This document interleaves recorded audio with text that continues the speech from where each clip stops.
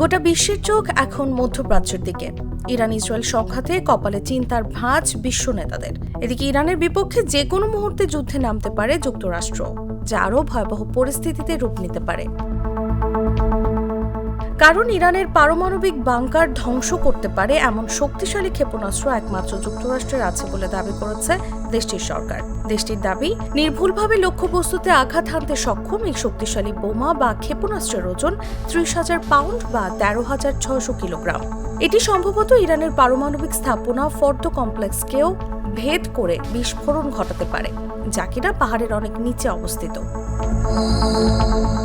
আন্তর্জাতিক সংবাদ মাধ্যম বিবিসির এক প্রতিবেদনে বলা হয়, ইরানের ভূগর্ভে নির্মিত পারমাণবিক স্থাপনাগুলোর উপর আঘাত হানতে সক্ষম যেসব অস্ত্র রয়েছে তার একটি এখনও অব্যবহৃতই রয়ে গেছে এবং সেটি এখন পর্যন্ত ইসরায়েলের নাগালের বাইরে। এটির নাম GBU-57A/B ম্যাসিভ অর্ডিন্যান্স পেনিট্রেটর বা এমওপি, যা সম্পূর্ণভাবে মার্কিন যুক্তরাষ্ট্রের নিয়ন্ত্রণে। এমওপি কোনো পারমাণবিক বোমা নয়, অর্থাৎ এটি থেকে নিউক্লিয়ার বিস্ফোরণ ঘটে না, কিন্তু এমন একটি নন নিউক্লিয়ার বাংকার ব্লাস্টার বোমা যা মাটির নিচে বাংকার ধ্বংস করে ফেলতে পারে। এই ধরনের বোমার দিক থেকে এটি পৃথিবীতে সবচেয়ে বড়।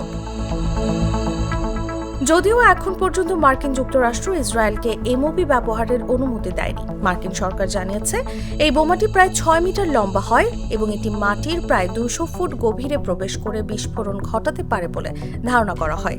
আর যদি ধারাবাহিকভাবে একের পর এক বোমা ফেলা হয় তাহলে প্রতিটি বোমার বিস্ফোরণ মাটির আরও গভীরে প্রবেশের পথ তৈরি করে। এমওপি বোমা নির্মাণ করেছে বোয়িং। এটি এর আগে কখনো যুদ্ধে ব্যবহার করা হয়নি, তবে এটি যুক্তরাষ্ট্রের নিউ মেক্সিকো অঙ্গরাজ্যের হোয়াইট স্যান্ডস মিসাইল রেঞ্জে পরীক্ষা করা হয়েছে। এই বোমাটি প্রায় 21,600 পাউন্ডের ম্যাসিভ অর্ডিন্যান্স এয়ার ব্লাস্ট বা এমওএবি বোমার চেয়েও বেশি শক্তিশালী। এমওএবি বোমাকে মাদার অফ অল বোমসও বলা হয় এবং এটি 2017 সালে আফগানিস্তানে ব্যবহার করা হয়েছিল। ইসরায়েলের প্রধানমন্ত্রী বেনিয়ামিন নেতানিয়াহু বলেছেন, ইরানের ক্ষেপণাস্ত্র পারমাণবিক কর্মসূচিকে ধ্বংস করাই হল ইরানে হামলার মূল উদ্দেশ্য। তিনি ইরান ও ইরানের পারমাণবিক কর্মসূচিকে ইসরায়েলের জন্য হুমকি স্বরূপ হিসেবে বর্ণনা করেছেন। আর এই হামলার অন্যতম লক্ষ্যবস্তু হল ফর্দো, জানিয়েছেন দেশটির কর্মকর্তারা। এদিকে নাতানজের পর ফর্দো হল ইরানের দ্বিতীয় পারমাণবিক সমৃদ্ধকরণ কেন্দ্র। তেহরান থেকে প্রায় 60 মাইল দক্ষিণ পশ্চিমে কোম শহরের কাছে একটি পর্বতের নিচে এর অবস্থান। তবে ইসরায়েলের নিজের এমওপি ব্যবহারের সক্ষমতা নেই এবং এই ইরানের বিরুদ্ধে হামলায় সরাসরি অংশগ্রহণ না করলে যুক্তরাষ্ট্র ইসরায়েলকে এককভাবে এই বোমা ব্যবহার করার অনুমতি দেবে না বলে মনে করছেন বিশ্লেষকরা। ফলে ইরানের বিরুদ্ধে শেষ অবধি এই বোমা ব্যবহার করা হবে কিনা তা নির্ভর করছে যুক্তরাষ্ট্র এখানে কতটা সরাসরি জড়াতে প্রস্তুত, বিশেষ করে প্রেসিডেন্ট ডোনাল্ড ট্রাম্পের নেতৃত্বে। তবে বিশ্লেষকরা এটাও বলছেন, ইরানের বিরুদ্ধে এমওপি ব্যবহৃত হলেও সাফল্য এখনও নিশ্চিত না, কারণ ফর্দোর প্রকৃত গভীরতা ও প্রতিরক্ষা ব্যবস্থা এখনও সম্পূর্ণ অজানা।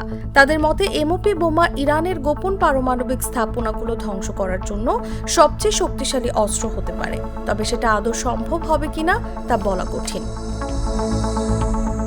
তাসলিমা তিথি, জাগো নিউজ। একনল অ্যাডভান্সড হাইজিন সোপ, এবার জীবাণু ধুলাবালি ঘাম ক্লিন বোল্ড।